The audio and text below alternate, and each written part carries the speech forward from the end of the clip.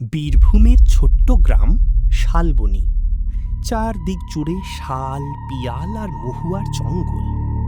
সন্ধ্যা নামলেই গ্রামের মানুষ দরজা জানালা বন্ধ করে দেয়, কারণ গ্রামের পাশের কালোডাঙার জঙ্গল নিয়ে বহু পুরনো ভয়ঙ্কর গল্প প্রচলিত ছিল। কেউ বলতো সেখানে রাতে নীল আগুন জ্বলে, কেউ বলতো মৃত মানুষের ফিসফিসানি শোনা যায়। কিন্তু সবচেয়ে রহস্যময় ছিল ভট্টাচার্য দাদুর কথা।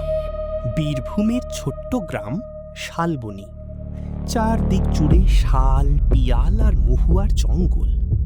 সন্ধ্যা নামলেই গ্রামের মানুষ দরজা জানালা বন্ধ করে দেয়, কারণ গ্রামের পাশের কালোডাঙার জঙ্গল নিয়ে বহু পুরনো ভয়ঙ্কর গল্প প্রচলিত ছিল।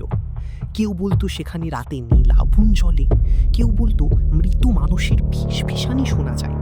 কিন্তু সবচেয়ে রহস্যময় ছিল ভট্টাচার্য দাদুর কথা।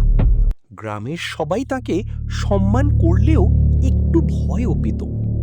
সাদা ধুতি, কাঁধে গামছা আর কপালে লাল টিপ।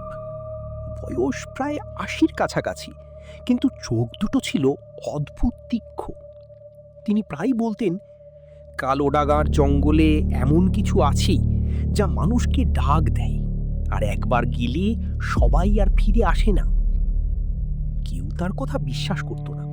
শুধু গ্রামের ৩ বন্ধু, ঋত্বিক, সাগ্নিক আর মেহুল, ব্যাপারটা নিয়ে ভীষণ কৌতূহলী ছিল। এক বর্ষার সন্ধ্যায় গ্রামের আকাশ কালো মেঘে ঢেকে গিয়েছিল। বিদ্যুৎ চমকাচ্ছিল দূরে দূরে। হঠাৎ সাগ্নিক দৌড়ে এসে বলল, শুনেছিস কাল রাতে নাকি গোপাল কাকা জঙ্গলের দিক থেকে কারো কান্নার আওয়াজ শুনেছে?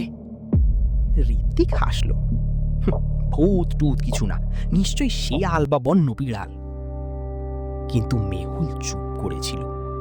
সে ফিসফিস করে বলল, আমি গতকাল রাতে একটা আলো দেখেছি জঙ্গলের ভেতরে।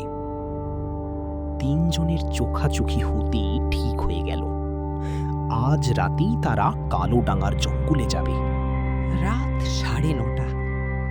গ্রামের সব আলো নিভে গেছে। ৩ বন্ধু টর্চ, দড়ি আর একটা পুরানো ক্যামেরা নিয়ে জঙ্গলের দিকে হাঁটতে শুরু করলো। বাতাসে কেমন একটা সোঁধা গন্ধ, দূরে ছিঁচে পোকার ডাক।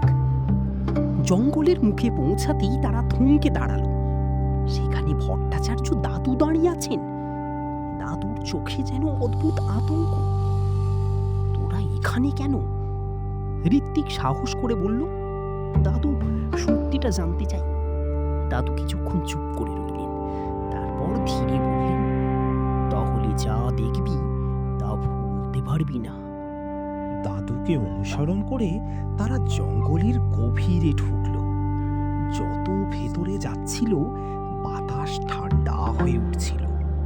হঠাৎ চারপাশ নিস্তব্ধ হয়ে গেল, যেন জঙ্গল নিঃশ্বাস বন্ধ করে আছে।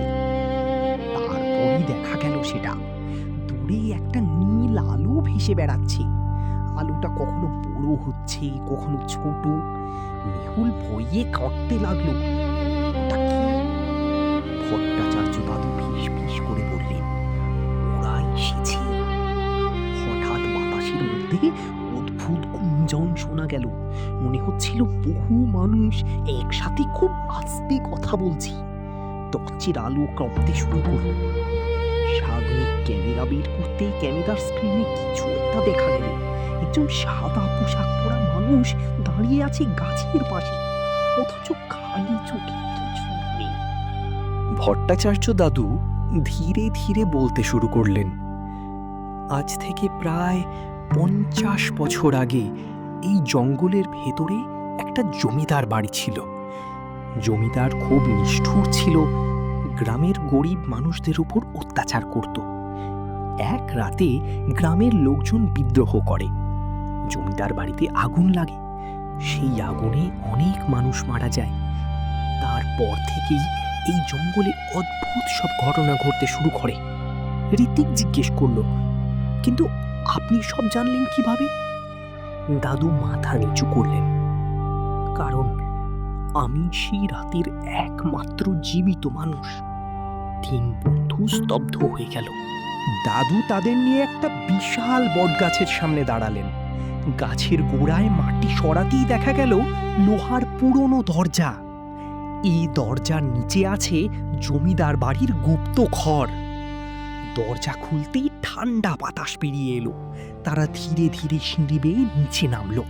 নিচে অন্ধকার ঘর, দেয়ালে পুরনো ছবি, ভাঙা আসবাব, আর মাঝখানে একটা লোহার সিন্দুক।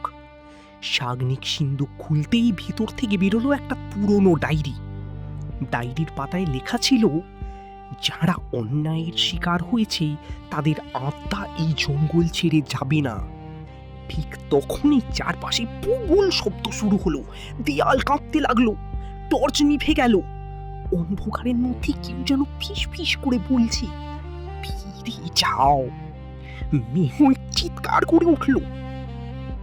হঠাৎ নীল আলো পুরো ঘর ভরে দিল। সেই আলোর মধ্যে কয়েকটা অস্পষ্ট ছায়া দেখা গেল। তারা যেন ধীরে ধীরে ভট্টাচার্য দাদুর দিকে এগিয়ে আসছে। দাদু কাঁপা গলায় বললেন, আমি এতদিন এই জঙ্গল পাহারা দিয়েছি যাতে কেউ সত্যিটা জানতে না পারে, কিন্তু আজ সময় হয়ে গেছে। তিনি ডায়েরিটা ঋত্বিকের হাতে দিয়ে বললেন, এটা গ্রামের মানুষের কাছে পৌঁছে দিস।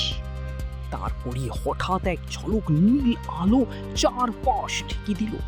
কয়েক সেকেন্ড পরে আলো মিলিয়ে গেলে দেখা গেল ভট্টাচার্য দাদু নেই, শুধু তার গামছাটা মাটিতে পড়ে আছে। তিন বন্ধু দৌড়ে জঙ্গল থেকে বেরিয়ে এলো। তখন ভোর হয়ে গেছে। গ্রামের মানুষ তাদের ঘিরে ধরল।